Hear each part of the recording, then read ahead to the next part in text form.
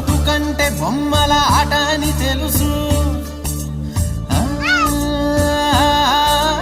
కథ అని తెలుసు, కథ అని తెలుసు, కథలన్నీ కంచికే చేరునని తెలుసు, తెలుసు తెర తొలుగుతుందని, తెలుసు తెల్లారుతుందని,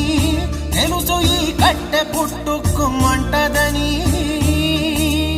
తెలుసు ఈ మట్టి మట్టిలో కలిసిపోతదని,